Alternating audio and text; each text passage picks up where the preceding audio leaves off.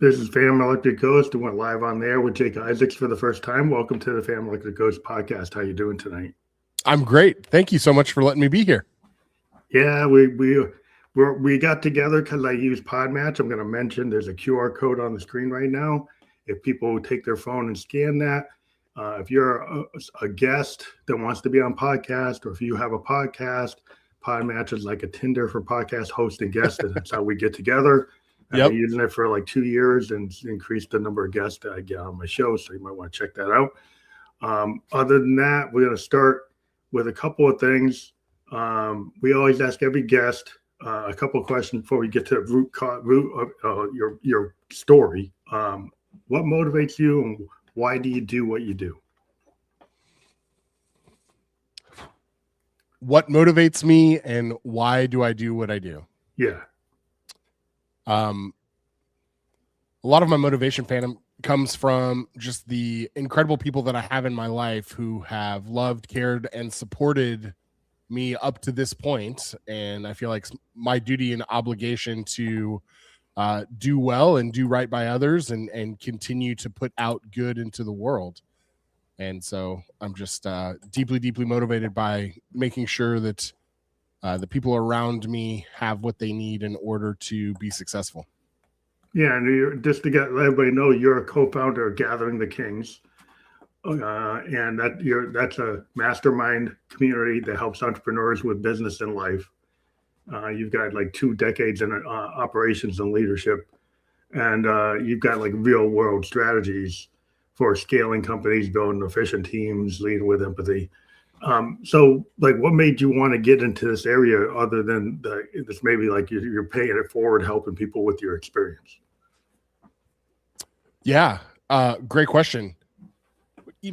Through my entire history in people management, the thing that got me out of bed every single day was not being the best individual manager or running the best company. It was pouring into future leaders. I'm a big fan of football in the NFL, and they talk all the time about the coaching trees that are established by great coaches and the other people that they're bringing along with them throughout the course of their career. And I always wanted to be known as the manager or leader that trained and developed the best managers and leaders. And through the opportunity with Gathering the Kings, we have the opportunity to just really pour into business owners from all across the United States and the world. And so I get to take my message and my impact and duplicate that through multiple communities and businesses all across the world. I think it's important to have like that mentorship, and you take, I'm a producer, and I like, that's like a music teacher for musicians. Yeah. And you take your experience and you pay it forward. It's like you figure out that you can actually, help somebody as a mentor type of relationship. Right. And you can see somebody build up something like, like a flower. You take a student and you see them become successful. You take another, like an entrepreneur or any other, creative type of person. It's like, how can you get that spark of an idea, right? And get out of your head into the world and actually get people to resonate with it and engage with it. That's the whole, dream of anybody who wants to run any kind of enterprise, and musicians. I mean, we're business people. We're artists, but we have to get people to listen, or we're just a hobbyist. Yeah. Exactly. One of the things that I think is just, it's intoxicating for me. It's seeing the people that you've directly helped succeed. And I don't know if you find this true through your producing career, but the proudest moments that I have are not from my own individual successes, but it's from the successes of the people that I've helped train and mentor. And, as a producer, I'm sure that some of your favorite songs are the songs not that you created as an artist, but the ones that you had influence on creating as the producer behind the scenes, kind of pulling the puppet strings. Yeah, because you like to see people, like I like to see somebody take something that they're like scared to show anybody, and actually take somebody's like secret sauce, which is themselves. Yeah. Right. We live in a world where people like to copy and clone things, but what I like to see is I like somebody to have an original idea, then maybe they're kind of hesitant because they're not sure of themselves and because there's not an example of it. And so you have to take that risk, and you want to build up people who have these new ideas, right? Because it's boring to me to see the same thing just regurgitated over and over. I want to see something new hit the world. And so that's what I like to see, is like I like to see people's original thoughts and ideas, and human beings are just endless creators of that if they engage with themselves in that way. Sure. Yeah. So productivity, it's a lot of people talk about it. We live in an age of like automation and AI, and people are like, well, we can do less with more. And so what does that mean in terms of what do you think about productivity? It has something to do with like clarity, right? Yeah, absolutely. Productivity is all about how you can force multiply your own efforts and thoughts into your team. And there are so many great tools out there right now with the advent of AI in the marketplace. And I know that a lot of people are concerned that AI is coming for their job and it's going to replace them. And, they said the same thing about electricity, and just think about how vital that tool is to our day-to-day lives now. And AI will eventually become, like electricity was back at the turn of the century for us. Yeah, I think with AI, I'm going to give you a heads up. I am a software engineer, and I am certified in AI technologies. Awesome. However, what I see going on today is like there's so many use cases, right? And AI isn't the use case for everything. And so we're at a point where everybody's trying to fit it like a square peg in a round hole. Like There are some use cases where it's actually not the right thing to use. Yeah. Right. And it's not ready to use. Right. There's some cases where it perfectly fits. And so there's going to be a shakeout. There's going to be a shakeout. And the thing is, like you say, it's a tool, and it depends on your reliance on the tool. Like if you're an artist and you let AI create 99% of your work, and you're just 1%, it doesn't feel authentic. Correct. Right? If you're a programmer and you let the code kind of replicate itself, and you don't take care of the what we call the unhappy path, right? The more complicated cases, then you'll get burned. So it's like with anything, you have to know how much of it to use and have some discernment. And so I think it's not like all or nothing. Like I hate it, I love it. Yeah. It's kind of what fits what you want to do. I was having a conversation yesterday with one of our clients, Phantom, and he is a logo specialist. His niche is he specifically helps faith-based organizations develop logos and brand messaging.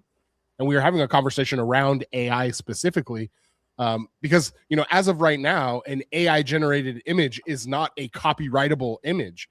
Yeah. And so one of the things that I was talking to him about is how he needs to position himself as someone who can certify their work to be copyrighted, and you have that point of origin or authenticity for the work that you're creating, so that a business owner like myself who wants to use his services can take that image and legally protect it moving forward. Whereas, if I was just going to use AI to create an image, sure, I could probably get that done in 15 minutes, and it could be a very cheap option to a professional designer.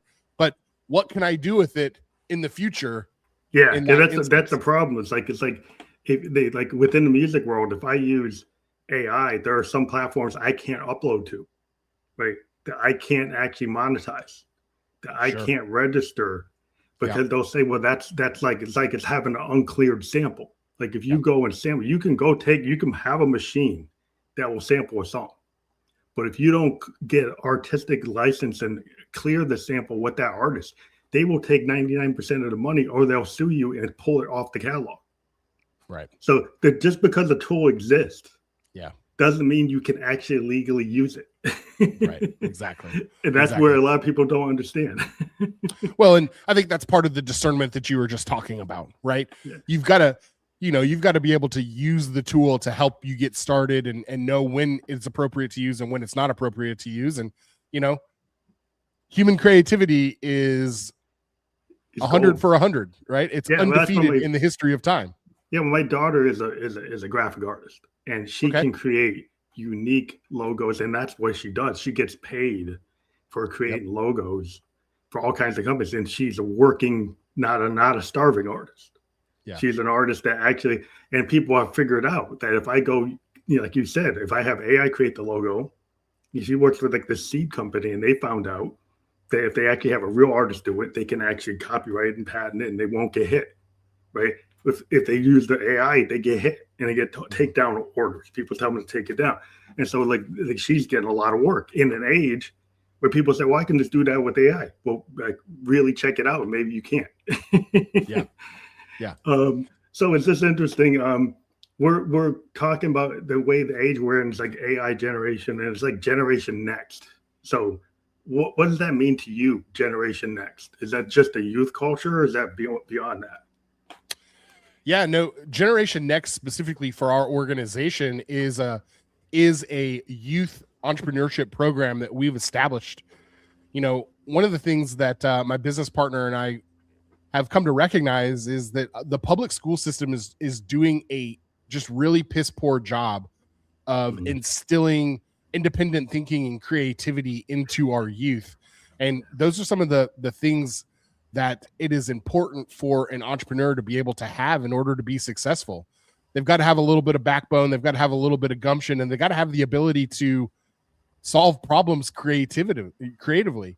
And so Generation Next was established about 1.5 years ago as a youth program for us to teach entrepreneurial mindset, money management, and skill set for young children between the ages of 6 and 18 that are the next generation of entrepreneurs in our country.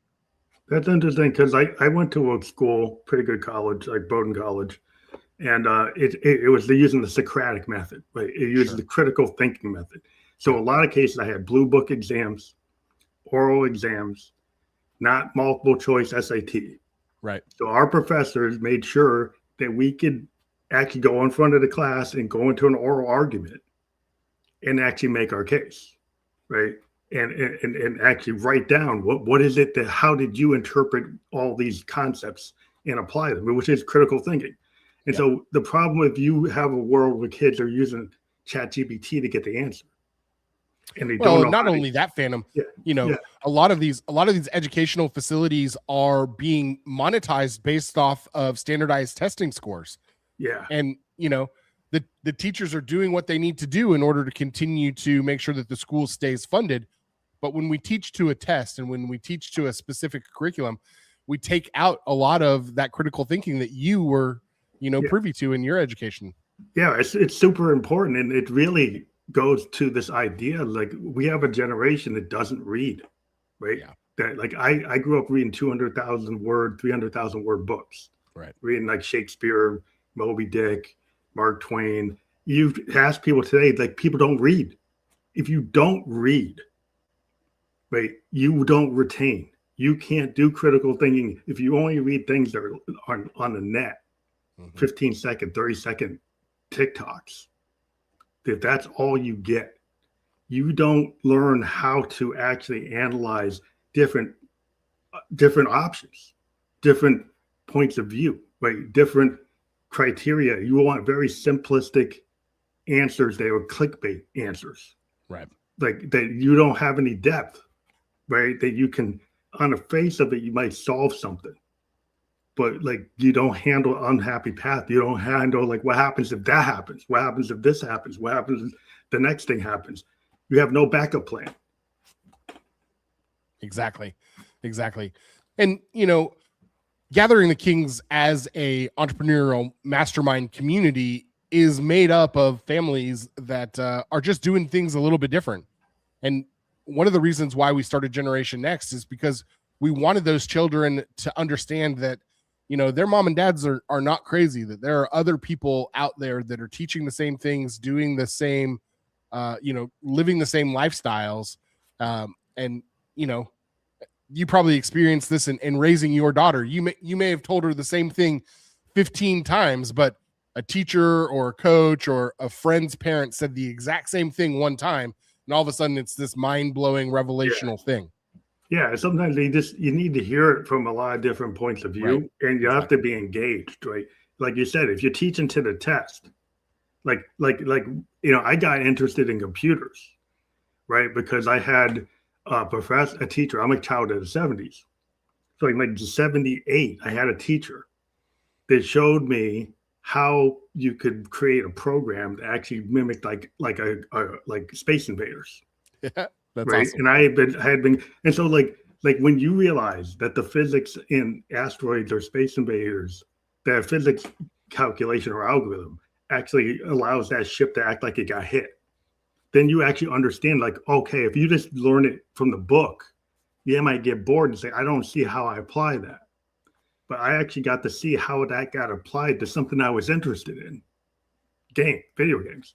And so, like, if you are able to engage students and make things relevant and make them understand how it works, and it's not just like just hypothetical, that they actually can apply it to their life, and they see that actually will actually help them get from A to B. They actually solve this problem. That it helps them get to this level of expertise or makes them understand something. Is that part of what you're trying to do with like an entrepreneurship? It's like, if you do this, you could actually work for yourself. You don't have to work for somebody else. That you could actually implement your idea, and this is how your idea can actually get into the world.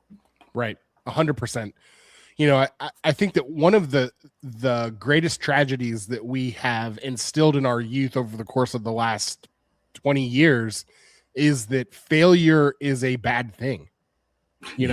I remember specifically in athletics as a child growing up, and, we didn't win and we failed and we didn't succeed, and that was okay. That was a part of the growing and learning process. But now in this culture where everyone gets a trophy, everyone is rewarded for participation. You have to we fail are upward. Encouraging people not to win, not to try. Well, in tech, we have a term like fail upward, because I'm in software design. We run through iterations, right? It's like a musician. I mean, I'll have like 100 demos. Now, each one of those demos, actually helps me figure out what I should do. Yep. And after I get to demo 101, take 101, I might decide, no, take 4 was actually the thing. But the process from getting 4 to 101 is not a failure. Each one of those takes, it helped me decide that number 4 was actually the best one. Right. And so that's how in the same way in software design, we do iterative development. We might have multiple, hundreds of versions of something. And we might say, hey, this doesn't work for this project, but it works for this other project. Or it's this thing we haven't even thought of. And so nothing's a failure. It's just something in our toolbox. It's in our archive. It's like, oh, we'll use this later. Well, we learn from this and we know not to do that, or we know to do this. And so like, that's why it's, there's no failure. There's no bad question. We're in like whiteboard sessions, and, any engineer to bring something up, you don't feel like you get embarrassed if you challenge something.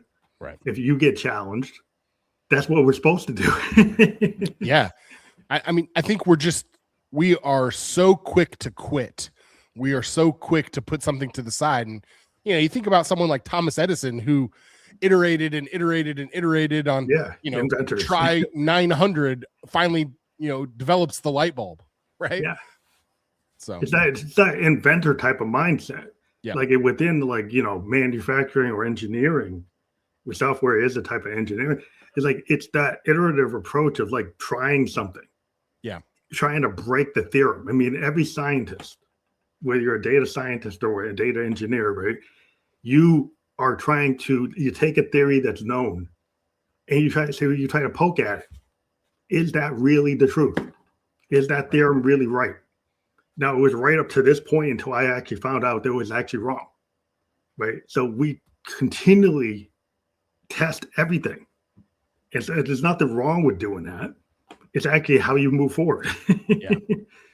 One of the workshops that we lead for the youth program inside of GXT is just built around this concept of the word fail as an acronym for first attempt in learning, right? Mm-hmm. And so failure is your first attempt in learning, to your point. Yeah, I mean, it's like for people to realize it's like sometimes it's like the podcast world. Like most podcasters stop after less than 10 episodes. Right. I've done 1,300. Wow, that's incredible. I've been out here since 2016. Yeah. Now, I would say my first show is nowhere near what my 1,300th show is. Sure. And so, like, if you don't hit the mark, doesn't mean that you stop, right? You after a time, you get to be pretty good. Yeah. Like showing up is half the battle. If you can perfect what your secret sauce is, then you can get people to want it. You know? Yep. Exactly. That's the thing. Is like if you just because like everybody can be making that widget, but you made the widget that much better, or you actually broke the whole idea that maybe people don't even need that widget. Mm-hmm. They need your widget. No, 100%. 100%. I remember, Phantom, when I got married, pastor told me that the first year of marriage was going to be the hardest year of marriage.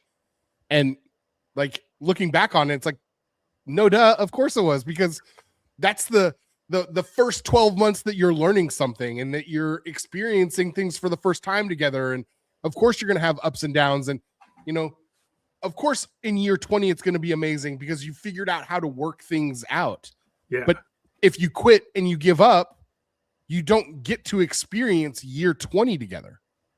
Well, I think people have the kind of idealism, like, and it's nothing wrong with idealism, but they have this idealized version of like marriage, idealized version of success. Yep. Idealized version of being like a musician. I know a lot of musicians.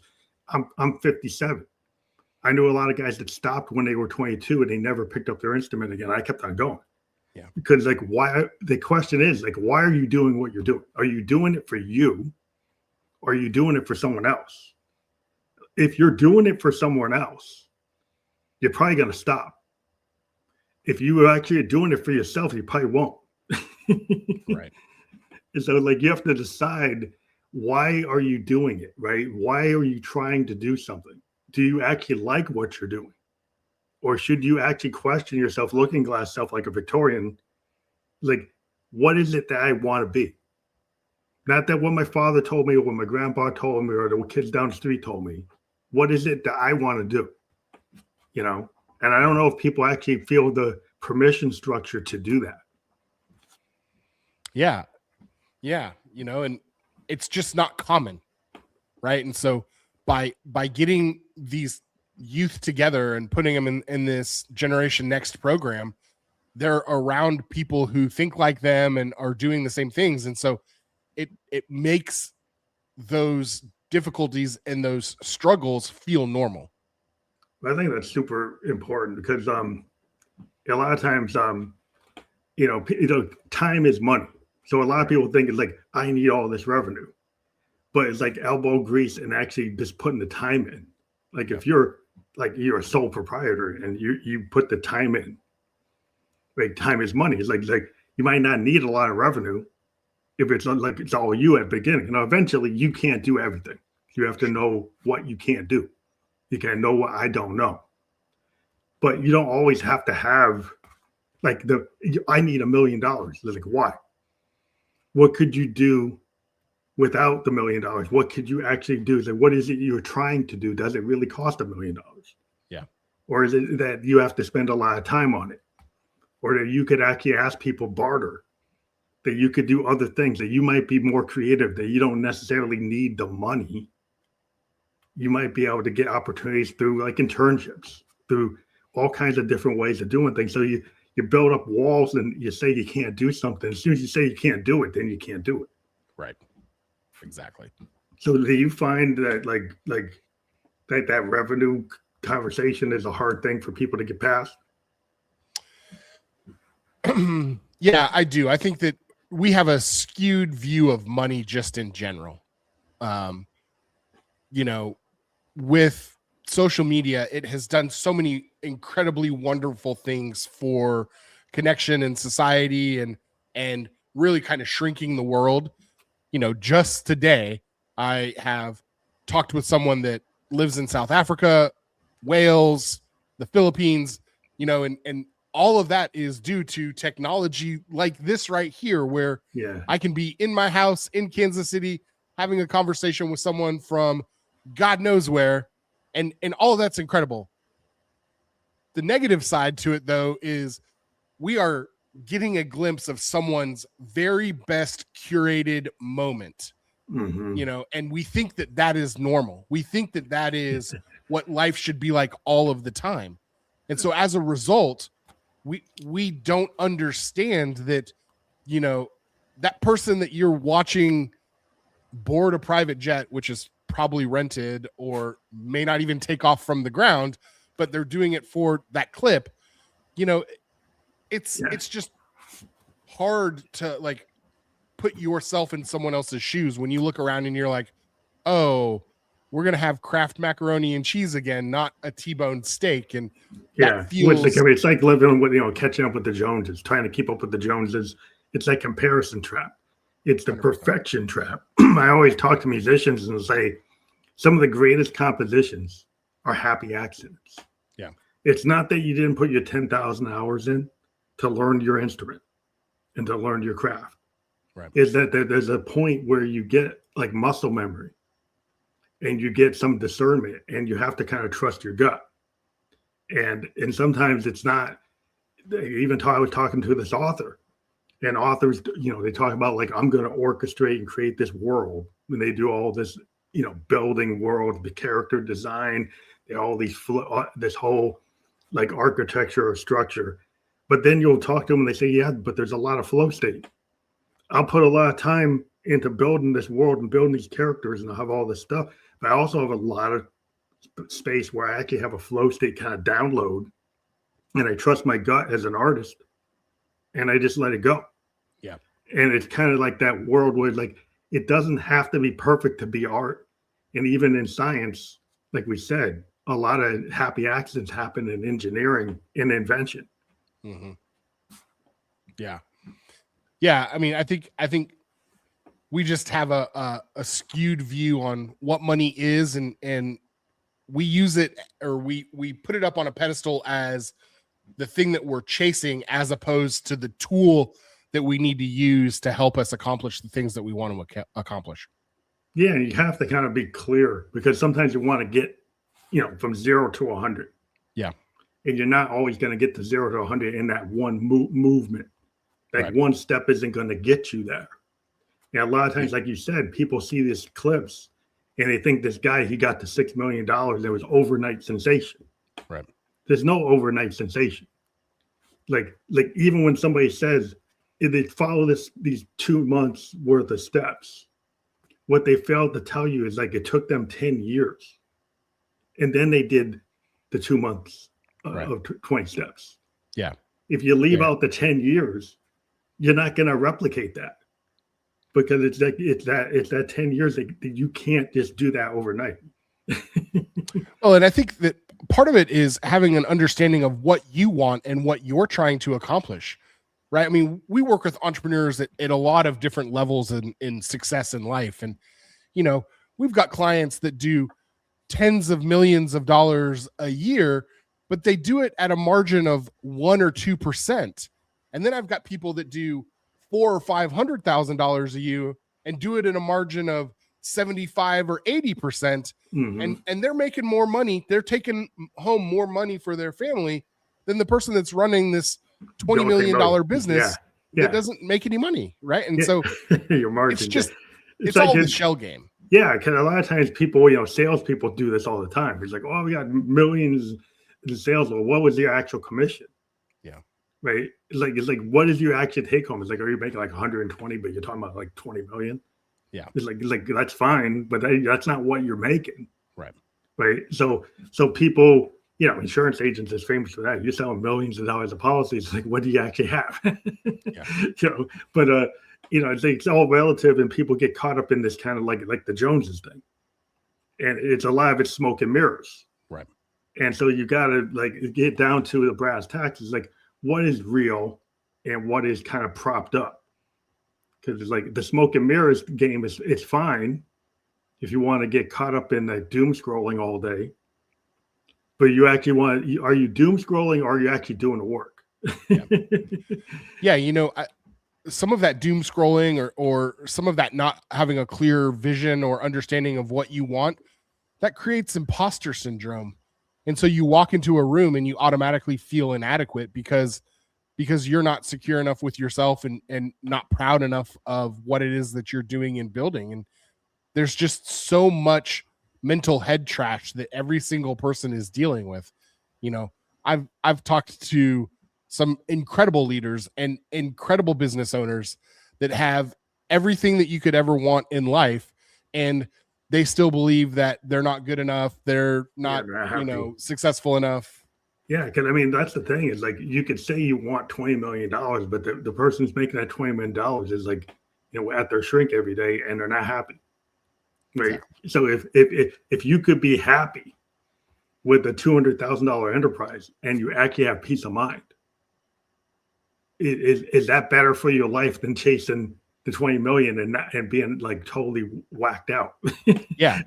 Turning frustrated and not happy, not feeling good, just like prickly, and you just don't feel like you're having a good day all the time. It's like, is that where you want to be? Or do you want to be somebody like, well, I can own this, but I don't have to own everything. Right. I can own this at this level, and it's okay, to be at that level. You don't have to be Bill Gates to be happy. Yeah. Really kind of the thing that differentiates Gathering the Kings from other entrepreneurial mastermind programs out in the marketplace is we just honestly believe that you don't have to sacrifice your family or your personal life on the success altar, that you can be successful in business and in life and have an amazing home life and be a present father or mother and participate in the, church activities or community activities.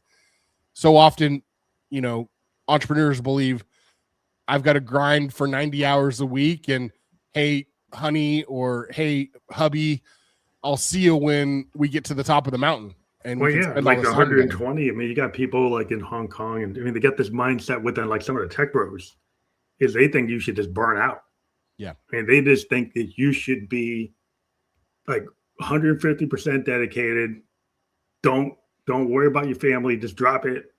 Just go totally into the chaos, into the total disruption. Just be a total disruptor to the point that you disrupt yourself and your family. I'm like, is that really happiness? Like you're so into disruption that you just disrupted your whole self. Yeah, it's unto what? This is my personal story where I worked and built and sacrificed for my family, and it cost me my family. And what do I have? Right? Like, what good is any of that? Yeah, like if you destroy your own peace of mind, and then you destroy the people around you's peace of mind, like your family, your friends, what is that money worth?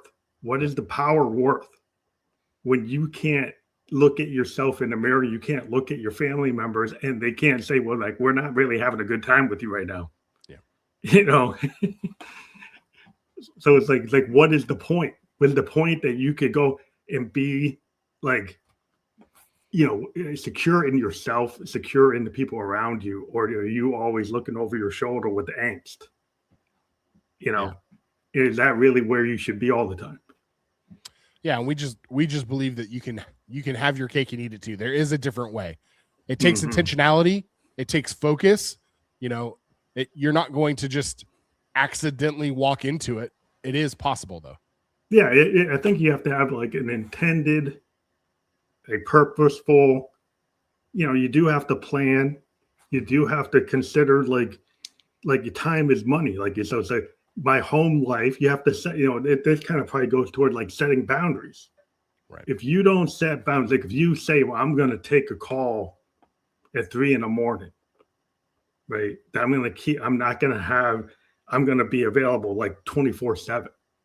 I'm not going to give any kind of space where people say, well, no, this is my boundary between my home life and my work life. And it feels like, sometimes I've been in corporate world within like a lot of, startups where they expect you that if they ping you at 2 in the morning, any day of the week, that you'll pick up. Yeah. And, you have to decide. I decided a while back when my wife got cancer, I said, well, I can't do that. So I set a boundary, and I'm still okay. I still am able to take care of things. I just decided for myself, I'm not going to be that guy anymore. Right. And you just have to make a decision. 100%. Most people don't know how to control time, right? It is the single most precious commodity that any one of us has on this earth. And most people are just showing up and reacting to life as opposed to being intentional and setting those boundaries like you were talking about to have an understanding of what's going to happen, where the priorities lie. For 10 years of my career, I worked for Hilton and Marriott as a fixer in the hospitality industry. And in that job, the hotel never shuts down. And so the expectation was that I was on call 365 days a year, 24 hours a day. Yeah. I remember when I walked away from the hospitality industry, that first night that I didn't have to have my phone on sleeping, I woke up panicking because I was afraid someone's going to need me. Yeah, you missed Someone's going to call me. Yeah, you missed it. I get like, oh, I'm not connected. Yep. Yeah, that's hard. And like if you get on that treadmill, if you get on in that rat race, you're on that hamster wheel. I mean, it's hard to get off of it. It is.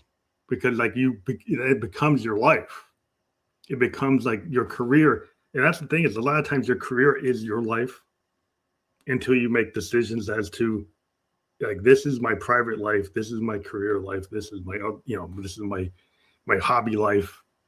And how do I get comfortable with all the phases of who I am? Because, it's like, are you a physician? Or are you like a father?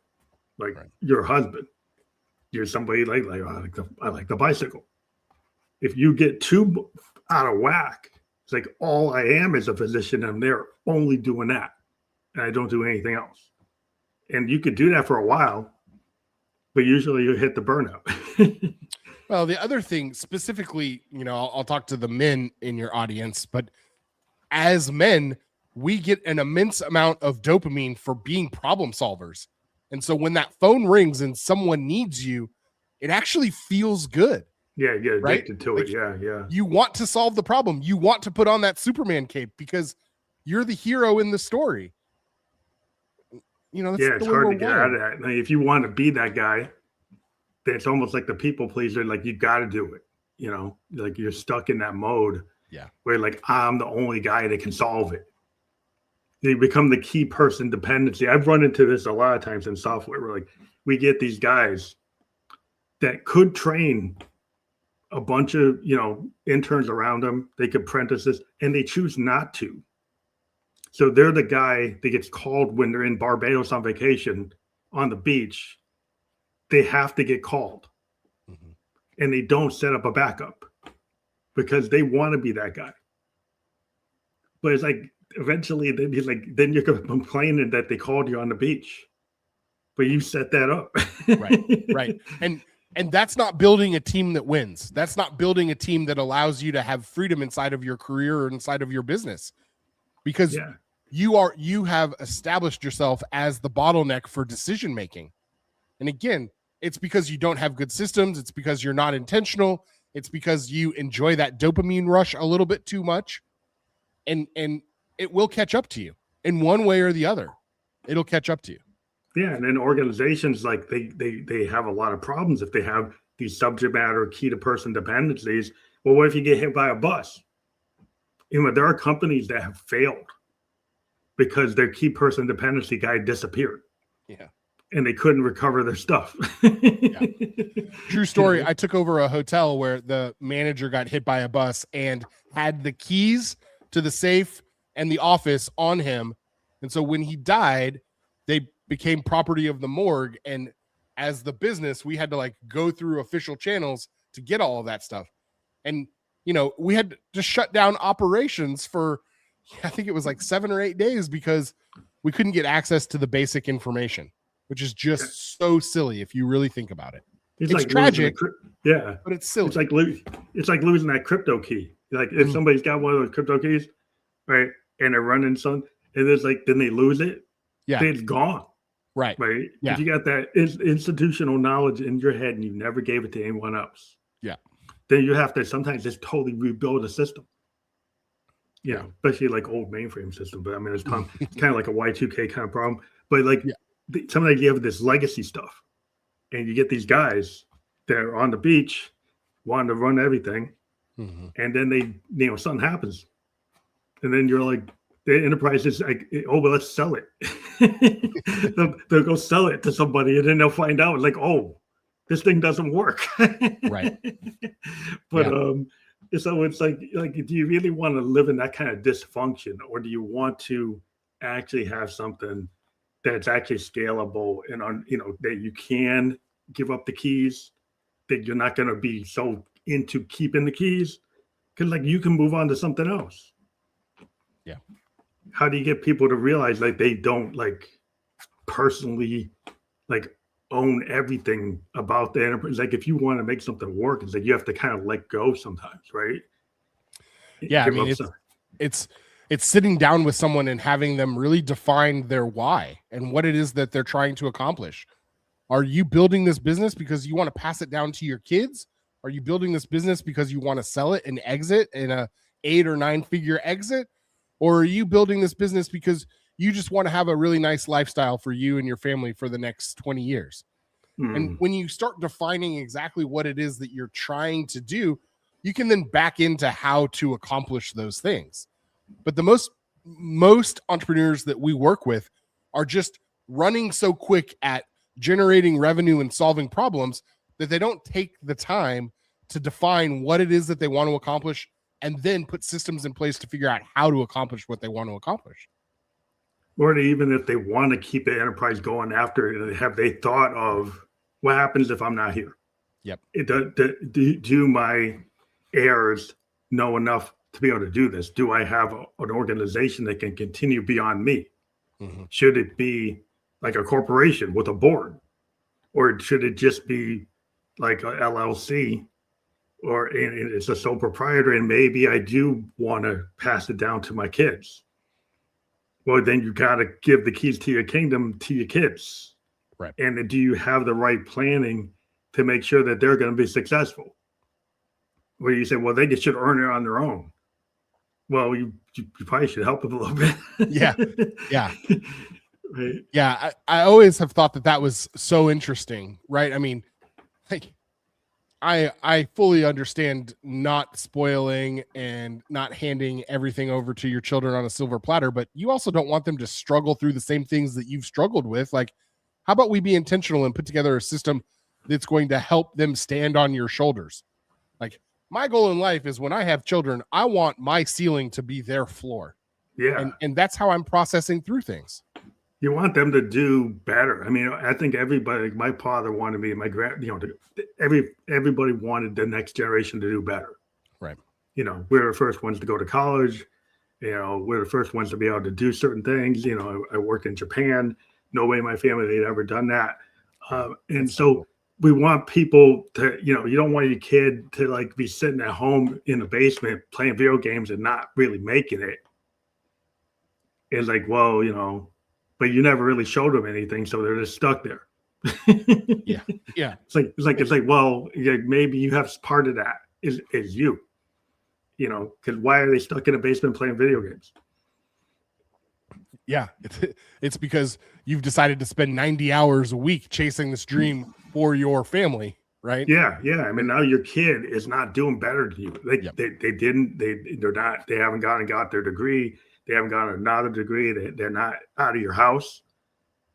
And it's like, and maybe because you didn't put the time in to make sure that they were actually being nurtured. Right. And so that's like part of your responsibility.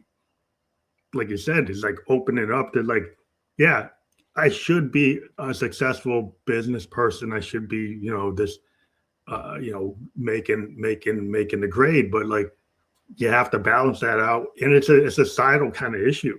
Because I was a sociology major, but the microcosm affects the macrocosm. The microcosm is your family.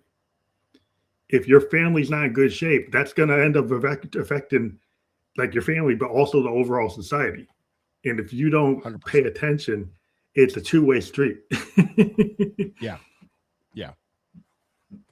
I mean, that's a soapbox and a rabbit hole that we could spend the next 3 hours talking about, but just general lack of familial support, creating a situation where we have no appreciation for authority, we have no understanding of community, and we're just developing these young people who are isolated in this own like really weird bubble.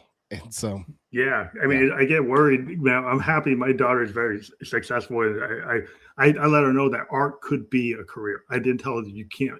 Oh, how are you going to make money? And she put everything into it, and that she's a working artist. And it's her dream. And sometimes with people, like you have a kid that's an artist, and you kind of poo-poo it, and you tell them you can't do it. Yeah, and that's like the worst thing, because sometimes like they can do it if you support them, right? But there's this kind of mindset of, well, that can't be successful. Yeah. So if you start putting that in somebody's head, that the only thing that's successful is what you know, but what you know is not everything. Sure, for sure. So it's kind of like it's a wide open thing, but it's like being supportive and also being like mindful that words are very powerful. And like if you tell people like what you can't do more than what you can, that then you set that kind of narrative, and it does have power. Yeah. Nope. You're 100% right about that. So 100% right. Yeah, because a lot of times like if you think you can't do it, you won't do it. Yeah, I mean, I think it goes back to the earlier part of our conversation around failure and trying something new and being okay with putting yourself out there. Yeah. I think a lot of times the people are so scared because, the haters, like we live in a world of the internet, right? So if you don't get the likes, if people hate your post, then you're scared. It's like the kid in school, before all this internet, the kid who's afraid to put their hands up. Right. Whereas the kid is always putting their hand up. Right. And then you're like, well, I can't answer like Billy. Billy's like this class genius. So if I'm going to look like a total idiot if I say anything, Billy's always going to win. Well, if you can't be afraid of taking that step. And again, so many people get afraid of like what it looks like when you don't answer perfectly, or you pose a question and people, that was a stupid question. Like I just think people should have a little more grace and be a little bit more. I think what you were talking about is empathy. Like if everybody's like, oh, we just hate everything everybody says and be super critical, it's like, society kind of has to be a little bit more understanding, or we just you're just shooting at each other, metaphorically, and then nobody wants to do anything because they're scared of saying anything. Right. Yeah. Yeah. Unfortunately, we have created an environment where there is no civil discourse. Yeah. If you don't agree with something that I say, then automatically that means that you hate me or hate something about me. And that's just so far from the truth, right? Yeah, I mean, I can like onions and you cannot like onions and we can still be friends. That's okay. Yeah, right? I mean, when I was in school, we had debate societies, right? Yep. It didn't matter, whether you're debating like somebody from the Green Party or somebody from the Republican Party or whatever. Right. And we were just there and we had the rules of debate. It's like, we're going to be respectful. We're going to have, somebody there. And it was like this idea of the intellectual curiosity. Yeah. To like, what is this person saying? Can they back it up? Do they actually have evidence? It's kind of like, the old kind of empirical based concepts. Like, yeah, you can say something. You can say anything you got to say, but you got to kind of back it up. Like, where's the facts? Like, you can have an opinion. So if it's an opinion, that's fine. But if you're going to say it's a fact, you got to show where it came from. Right. Right. And so we get in this world now where people are like on these algorithms, they only get reinforced what they believe. Yeah. And they don't challenge their beliefs. Like I'm saying, like a scientist, we challenge each other. Like in sciences, you always challenge it. Right. And well, that's how growth happens. You have to. Yeah, you can't just say, "Well, I can't because that's dogma." Like I'm in the can and I can't get beyond it. Yeah. So then you're not going to grow at all. Right. Yeah. Yeah. We're not pushing the bounds of learning and new things. And exactly. Yeah, I mean, how are you ever going to challenge? Like, can you go faster than light? Yeah. Well, one day you will, right? But if you believe you can't, then you're never going to even attempt it. Right. There were people they thought they couldn't break the speed barrier, the sound barrier, and then they broke it. You know, it doesn't matter what it is. You can take that concept and look back at anything. Like, we have microwave popcorn now because someone somewhere said there's got to be a better way to do this than heating it up on the stove. Yeah, I remember with the aluminum thing that we put over the stove and it pop up and like boom, pop fresh or something. Little dome. Yeah. That's what I had, and now it's like, oh, you can do it with a microwave. 100%. I don't need that anymore. It might be fun to use it at a campfire, but it's like I don't need it. Right. But to your point though, like that's how growth happens, because someone somewhere said, I think that there's a better way. I don't think that we have to do it the way that everyone else is doing it. I'm going to challenge the status quo. And unfortunately, just right now, we're not being rewarded for challenging the status quo. We're not giving people the grace that you're talking about, Phantom, to try something new and different, or to have a new and different idea. Yeah, well, that's why I like entrepreneurs. You know, I've talked to a lot of entrepreneurs, and it's cool that you have gathering of the kings, and you got this mindset to kind of have a balanced lifestyle. But it's like it is important to kind of be the one that kind of is outside that bell curve and pushing, because like we have the people like that. Maybe some people, they just want to go to work 9 to 5, be in the cubicle, have a set thing they're doing. The assembly line worker, that's what they want to do. Yep. Right. They don't want to be like a critical thinker. They don't want to be an engineer. They don't want to be an architect. Right. They don't want to be a physicist. They don't want to be somebody who's like a big philosopher for like a thinking is like coming up with all kinds of theories. That's fine. People have their place. But if somebody pushes something and it kind of goes against your worldview, you don't have to like tear them down. Right. Yeah, I think that's where it's like you should have the grace to say, well, okay, that's fine. I don't agree with it. Yeah. But that can live in the world. Mm-hmm. And I think that's where everybody sends to these camps is like, in order to get all these new ideas, to be the next Edison, to be the next Nikola Tesla, you have to allow people to dream these things.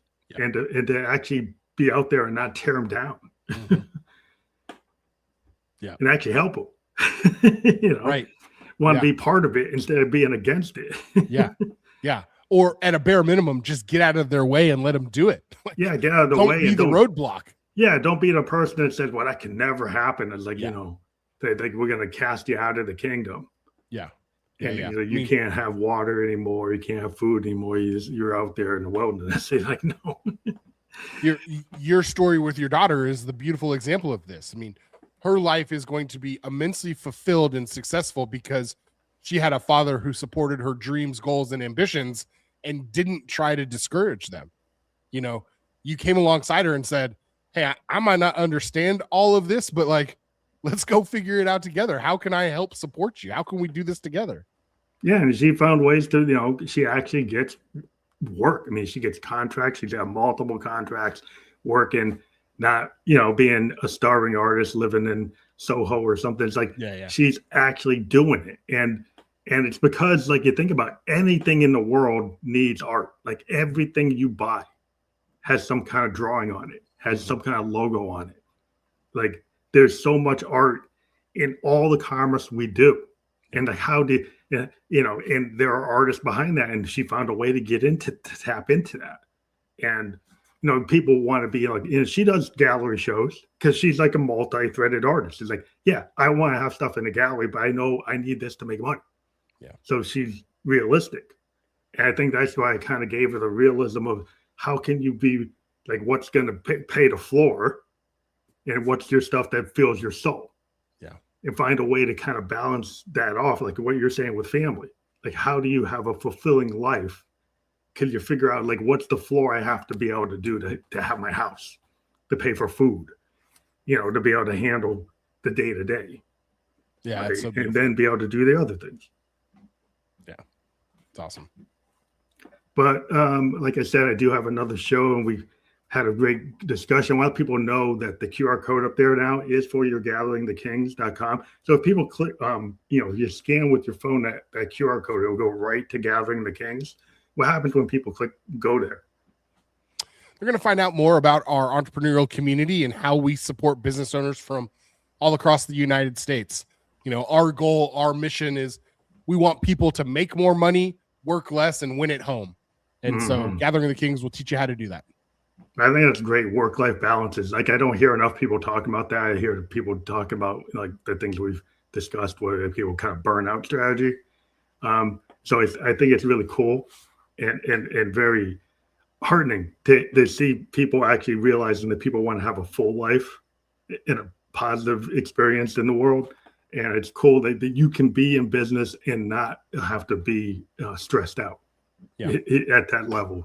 I think it's important. So it's cool that you were on the show today. I hope everybody takes their phone, scans that QR code, clicks on it, engages with you, connects with you. If you have opportunities for them to talk to you or connect with you, I encourage everybody to click on that. Go to gatheringthekings.com. We have the link there. We also have your Instagram, jake.c.isaacs. So people should check that out. And that's fully clickable on all the platforms. We've just been on LinkedIn, YouTube, and Kick. And we'll be on all the other platforms you can watch a podcast on. Phantom, thank you so much for your time, man. Such an honor to come in and get to meet you and speak to your audience, and just wish you blessings. Thank you. Well, have a great day. Thanks, sir. I always forget what time zone I'm in. But thanks. Bye.